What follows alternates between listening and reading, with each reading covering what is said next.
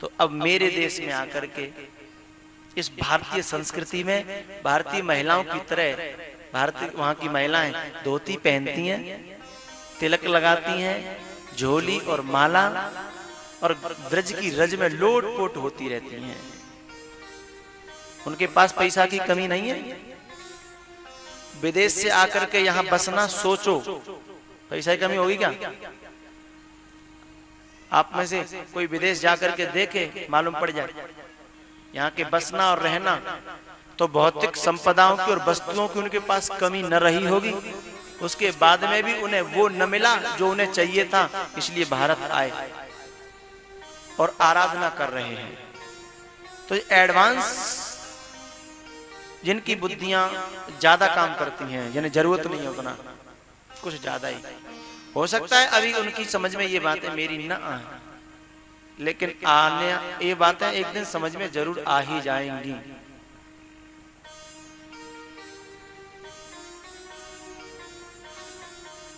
तो भगवान ने गोबर की टिपकियां लगवाई अनेकों। तुम तो बड़े सौभाग्यशाली हो भैया कि भारत में जन्म लेकर के और तुम्हें जन्मजात राम का नाम कहना आता है। तुम्हें संस्कृत भाषा के 2-4 श्लोक तो सबको आते ही हैं, त्वमेव माता च पिता त्वमेव। कितने सौभाग्यशाली हो आप लोग। एक श्लोक को सीखने के लिए वे अंग्रेज महीनों वर्षों प्रयास करते हैं, तभी भी एक श्लोक शुद्ध बोल नहीं पाते। श्लोक तो छोड़ो, जो साधारण हमारी जो राम राम सा है ना, वो 20 वर्ष अभ्यास करते लेकिन फिर भी शुद्ध नहीं बोल पाते। और मेरे देश का हर बच्चा जन्म लेकर के जब बोलना शुरू करता है तो सीधे राम राम ही बोलता है। कितने सौभाग्यशाली हो आप लोग। क्योंकि सबसे पहले माँ क्या सिखाती है, बेटा पापा है राम राम कर, चाचा है राम राम कर, ताऊ है ताई है राम राम कर, है ना। तो कितने सौभाग्यशाली हम लोग। कभी गर्व होता है कि हम जन्म से जिनको सीख के चले आए हैं, वे यहाँ आकर के कितनी अपना परिवार घर देश त्यागने के बाद फिर यहाँ ट्यूशन लगाते हैं तो अभी शुद्ध नहीं बोल पाते। आप कभी उनका कीर्तन सुनेंगे? अपने यहाँ बड़ी शुद्ध भाषा बोलते हैं और वे लोग हरे कृष्णो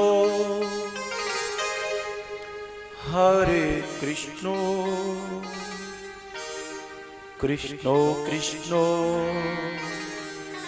हरे हरे। मेरे देश के छोटे से छोटे बच्चे से कहो जरा कीर्तन करना, तुरंत वो कहेगा हरे कृष्णा कृष्णा कृष्णा हरे हरे, है ना। वो गाएंगे हरे रामो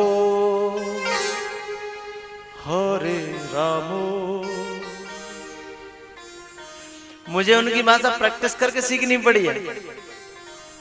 और मेरे तो बच्चे नन्हे नन्हे भी हरे रामा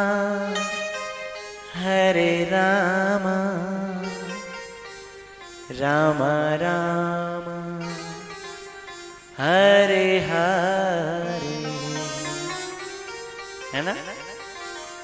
तो कितने सौभाग्यशाली हैं आप लोग, हम लोग जन्म से सीख करके आते हैं ये सब चीजें। उन्हें बहुत प्रयास करना पड़ता है और लौटेगी दुनिया मेरे सनातन की ओर।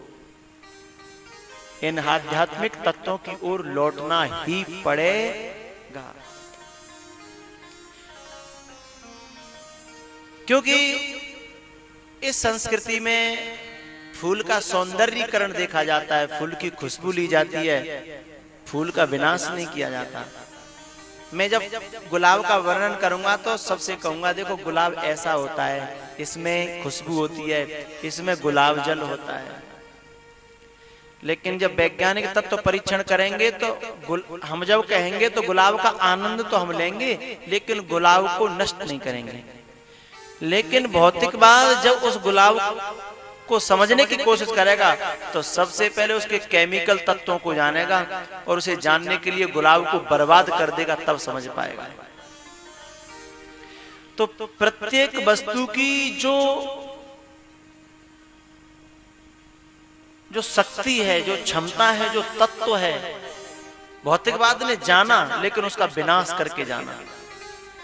हमने उन तत्वों को जाना, उनका आनंद लिया, लेकिन उसे सुरक्षित रहने दिया ज्यों का त्यों। फूलों का आनंद लिया लेकिन फूल को सुरक्षित रहने दिया।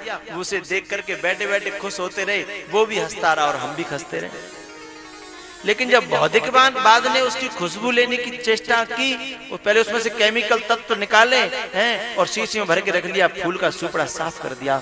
इसलिए प्रकृति के बहुत सारे तत्वों को उन्होंने इतना विषैला और ध्वस्त किया है, जैसे आज प्रकृति व्याकुल हो गई है।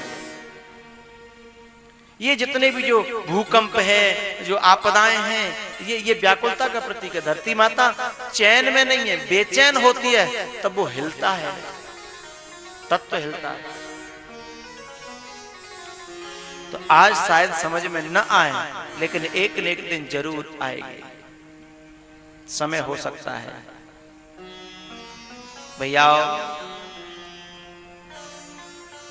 भगवान ने अपने मुख पर गोबर की बिंदियां लगवाई हैं, क्योंकि भगवान की आराध्या है गौ माता।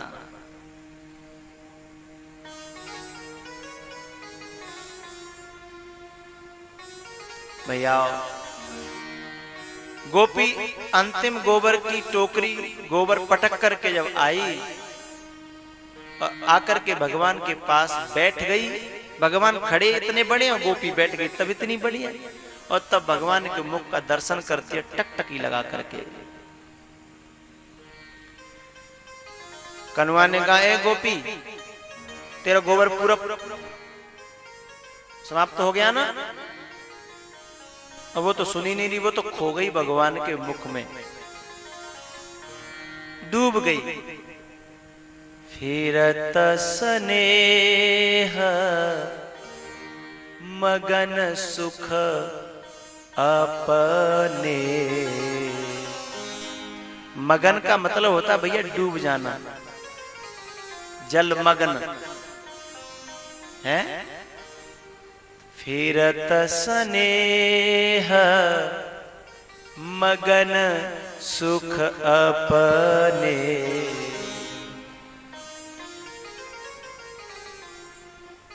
नाम प्रसाद सोच नहीं सपने। और कन्हैया क्या है? प्यार का सागर। तुम ही तो हो सागर, मोहब्बत का प्यारे, तुम ही तो हो सागर।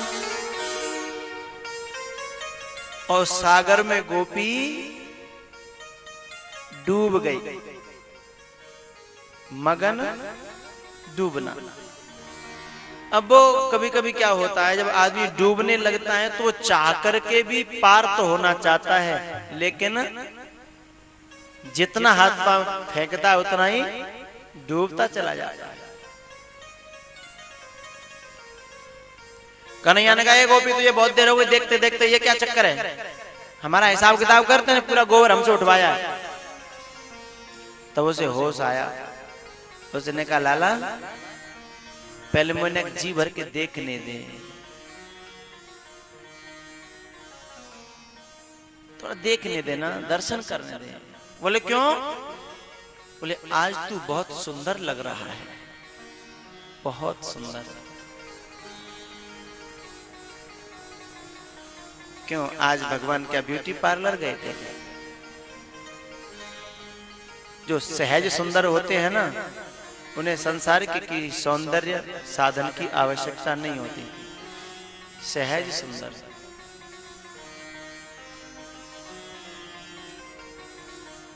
कनुआ, मेरा जी नहीं भरता, अभी देखने देना। बोले नहीं नहीं। बोले मुझे बहुत सुंदर लग रहे हो, थोड़े से देखने दो।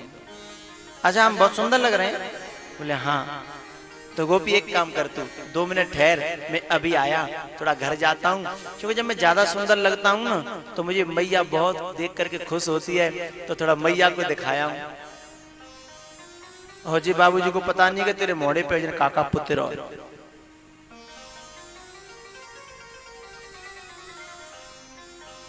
सीधे गए भगवान, और गोपी वहीं देखती रह गई, और जाकर के मैया मैया मैया,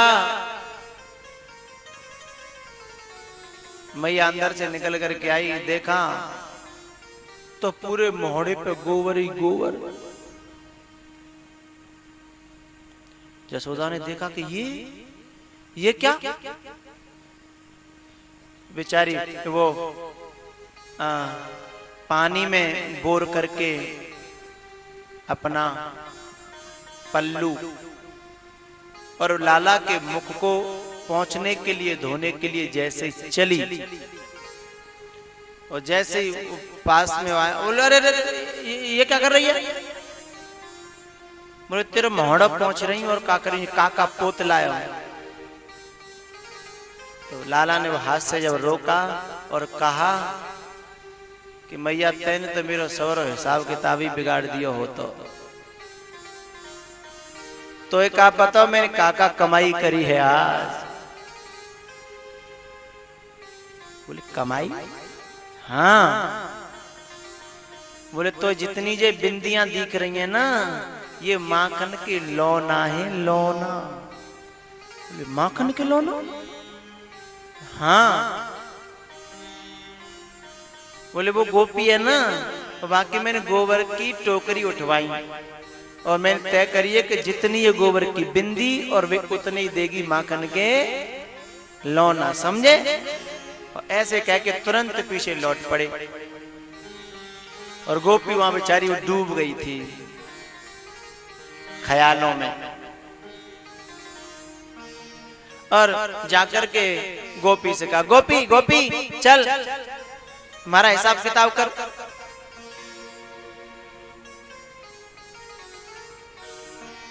हिसाब किताब ठीक है लाला चल। घर लेके गई, अंदर ले कुंडी बंद करी और आंगन में ले जाके और बोली लाला, बोले अब क्या है, पहले पहले हिसाब किताब कर, तू कुछ नहीं कुछ परेशानी खड़ी करेगी।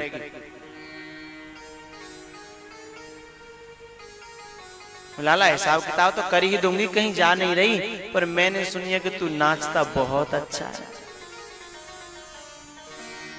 तो नाचती है तो क्या हुआ? तो मैं सोच रही हूँ कि तू जैसे तैसे आज दर्शन बहे तो पूरी अपनी इच्छाएं भर लूं। नेक लाला नेक नाच दे। भगवान को गोपी नचाती है। भगवान तो भैया माखन के लालच में है, अब क्या करें बेचारे। झूम झूम झूम झूम झूम झूम झननन बाजे श्याम पाँव पे जनिया। झूम झूम झननन बाजे श्याम पाँव पे जनिया। झूम झूम झननन बाजे श्याम पाँव पे जनिया। झूम झूम झननन बाजे श्याम पाँव पे जनिया। जो मौन धारण करके कथा सुन रहे हैं वे नहीं गाएंगे, बस सुनिए। आप बहुत अच्छे लग रहे हो आज, आप इतनी शांति से। पाँव पे जनिया श्याम पाँव पे जनिया। पाँव पे जनिया श्याम पाँव पे जनिया। झूम झूम झूम झूम झूम झूम झननन बाजे। झूम झूम झननन बाजे श्याम पाँव पे जनिया। ए गोपी हमारे तो पांव थक गए हैं, हम नाचत ना सवेरे तेने पूरा तो गोबर उठवाए लो हैं और हमारे पूरे पांव थक गए, अब हमारे माखन को हिसाब किताब कर दे भाई। गोपी बोली ठीक है लाला। अंदर गई और अंदर से ऐसा बुरा सा मोह बना के आई। बताए क्यों? जब बुरोसो मोह उतरियो मोह देखियो तो लालन की क्या बात है, मेरा हिसाब किताब। बोले लाला क्षमा कर भाई। काहे की क्षमा? बोले मेरी जो सासू माँ है ना, वो सब माखन को गरम करके और तो घी बनाई गई, लोना तो बचे ही नहीं। अब सवेरे ते मेहनत कर रहे हो यार, आस लगी हो और मुख्य मौके पर आकर के फिर कोई ऐसे कह दे तो लाला की आंखें लाल। लाला अब तू नाराज हो चाहे कुछ भी कह, वो तो। गोपी कहती है कि छाछ तो है, चाहिए तो बोल। भगवान बोले कि अब माखन तो मिलेगा नहीं, छाछी वो छोड़ दे तो सौदा घाटे का तो रहेगा ही। तो भगवान ने कहा कि चल कोई बात नहीं, तू चाची देकर तू दे तो सही। तब गोपी ने भगवान को छाछ पिलाई है। वृंदा गोकुल की उस भूमि को ऊपर से देवता देखते हैं। जय हो गोपियों का भाग्य। ब्रह्म इनके आंगन में इनके इशारे पर नाच रहा है। शेष महेश गणेश दिनेश सुरेश हुजाहे निरंतर गावे जाहे अनादि अखंड अनंत अछेद अभेद सुवेद बतावे। नारद से सुख व्यास रटे पची हारे तऊ जाको पार न पावे। ताहे अहीर की छोहरियां छछियावरी छाछ पे नाचो नचावे। भैया गोपी ने तो छाछ पिला करके अपना काम पूरा कर लिया, लेकिन यशोदा मैया आज बहुत दुखी हो गई कि 9 लाख गाय नंद बाबा घर और लाला बाहर मेहनत करके माखन खावे तो जहां मैया की बदनामी है ना। क्यों मैया, तुम्हारा बालक घर अड़ोसी पड़ोसी ने यहाँ जाके मांगे और खावे तो कैसा लगेगा? बुरा लगे। यशोदा ने सोची कि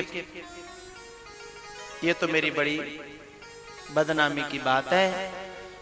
तो यशोदा ने पूछा लाला सही सही बता, तेने मेहनत करके माखन क्यों ले आओ? यशोदा ने जब ये पूछा तो लाला ने कहा मैया चाहे तू बुरा मान या भलो, सच बात ये है कि इन गोपीन के हाथन के माखन में जो स्वाद है ना, जो मिठास है, वो तेरे घर के माखन में। अब तो बात और दुख की हो गई। अब वो यशोदा सोचती है कि ये गोपियां ऐसा क्या मिलाती हैं कि मेरे लाला इनके माखन पर इतने भाव विभोर हो गए हैं, भावुक हो गए हैं। उसकी खोज के लिए दूसरे दिन सुबह से यशोदा निकलती है कि क्या मिलाती हैं ये। वो यशोदा कोई बाह्य जगत की केवल खोज करने वाली नहीं है। वस्तु में भाव की प्रधानता होती है, वस्तु की नहीं होती। यदि वस्तु की प्रधानता हो तो दुनिया में कोई माई का लाल, सत्यनारायण की पंजीरी में जो स्वाद आता है वो बिना सत्यनारायण की कथा के दुनिया की कोई खुशबू से खुशबू वाली, मीठी से मीठी और बढ़िया से बढ़िया वस्तु डाले, लेकिन वो स्वाद ला दे जो सत्यनारायण की कथा की पंजीरी में जो स्वाद आता है।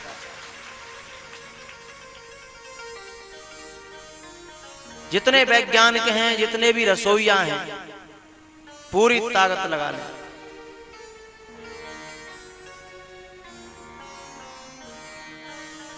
वो स्वाद नहीं आ सकता। तो वहां कन्हैया कह रहे हैं कि माखन में जो स्वाद है वो कोई बाह्य मिलावट नहीं है। जसोदा देख रही है कि कौन सा भाव मिल रहा है, क्या मिल रहा है। सुबह सुबह गई जसोदा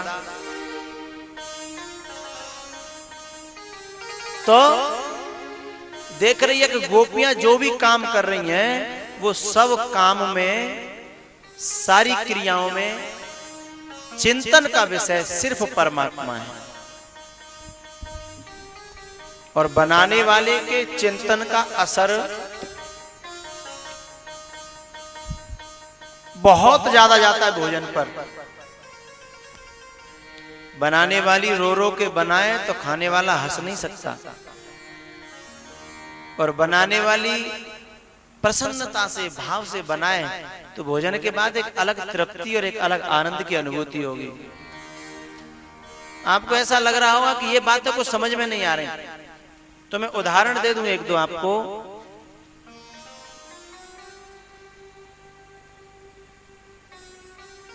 जब बारात जाती है हमारी परंपराओं में, तो बाराती भी अपने माँ बाप के बेटा ही हैं, कोई आसमान से नहीं टपके हैं, और उनके भी बहन है, बेटियां हैं, माताएं हैं, सब हैं। लेकिन जब वे वहां पहुंचते हैं उस गांव में और एक नाश्ता हुआ, उसके बाद उनकी बुद्धि का यदि आकलन करोगे आप तो बड़ा विचित्र मिलेगा। और गांव के लोग ये कह के टाल, कोई बात ना, बारात ही है, वो कुल्लड़ को पानी लग गया, ये शब्द आपके मुख पर होता है। आप उनकी हर गलती को क्षमा करने का प्रयास करते हो और गलती पर गलती करते हैं। क्या वो अपने गांव में भी तो रह रहे थे, अपने गांव में भी तो यही लड़के थे। यदि इस प्रकार से जैसे वो बारात में 2-3 घंटे 4 घंटे वहां ठहरते हैं, जो उनकी हरकतें होती हैं, अपने गांव में रहे तो कितने दिन चलेगा गांव। एक नाश्ता हुआ नहीं और बुद्धि पर कलुषित उच्छृंखलता, उद्दंडता छा जाती है। और आप लोग कहते हैं कुल्हड़ का पानी लग गया। क्या कुल्हड़ में गड़बड़ी है क्या? कुल्हड़ तो आप लोग जाए कहीं प्रसाद बन रहा हो तो वहां भी खीर, पुआ, कचौड़ी जो बनती हैं, वहां तो बुद्धि खराब नहीं होती। कुल्हड़ का पानी नहीं लगाए भैया, उसके अंदर जो उस गांव के भाव और विचार, और गांव के नहीं, जिसके यहाँ शादी होती है उसके यहाँ बहुत से नातेदार रिश्तेदार आते हैं, और वो खीकरी, पापड़ी और तेल है, और वहाँ हंसी मजाक, थोड़ा सा वातावरण अशुद्ध होता है। और बारातियों में आपने देखा अक्सर करके ज्यादातर झगड़ा तो 1-2-4 बार तो होना ही होना है, या तो गांव वालों से होगा या आपस में। तो क्यों होता है ऐसा? क्योंकि जिस व्यक्ति का वो अन्न खा रहे हैं उस व्यक्ति के यहाँ पहले ही 10-5 दिन से या तो लोई मार है रही है, बेलन मार है रही है, हल्द की थापी मार है रही है, और आपस में हो रहा है कि नहीं हो रहा है। तो जो उसके 3 कारण होते हैं, निमित्त कारण, अर्थ कारण, जो बनाने वाले हैं वो, और जिसका धन लग रहा है उसके घर का वातावरण, अर्थ दोष जिसे कहते हैं, और निमित्त दोष और संस्कार दोष। भोजन किस संस्कार से बनाया जा रहा है? बनाने वाला वही बीड़ी पी रहा है और टूक जो है इलायची की जगह सब्जी में प्रयोग कर रहा है, तो बुद्धि खराब किसकी होगी? बीड़ी के टूक डाल दिया, उसमें निकल के आया, अरे बोले वो है वो तेज पत्र जो होता है, वो मसाले में आता है वो। छुट्टी, वो कहां फेंकने जा बेचारा, 24 घंटे लगाए। तो कईयों कारण मिलकर के फिर जो भोजन बना, और जैसे बारातियों ने नाश्ता किया तो बेटी वाले के घर में जो माहौल है 10 दिन से 5 दिन से, उसका तत्काल असर बारातियों पर जाता है। वहां लोई मार हो रही थी और बाहर रसगुल्ला मार होती है, वहां थप्पड़ मार हो रही थी, बेलन मार हो रही थी, और यहां तो फिर घूंसा और कभी कभी बंदूकें भी निकल आती हैं। और यहाँ कथा हो रही है, इस कथा में रोजाना शाम को प्रसाद पाते हैं सभी श्रोता जो यहाँ पर ठहरे हुए हैं 150। इनमें लोई मार नहीं होती, न बेलन मार होती है, न रसगुल्ला मार होती है। ये जब उस भोजन का असर आता है तो फिर कीर्तन में मस्त होकर के अपने अपने कमरों में नाचते हैं। शाम को आप आकर के देखिए सबका माहौल है, सब कीर्तन में भाव विभोर होकर के नाचते हैं।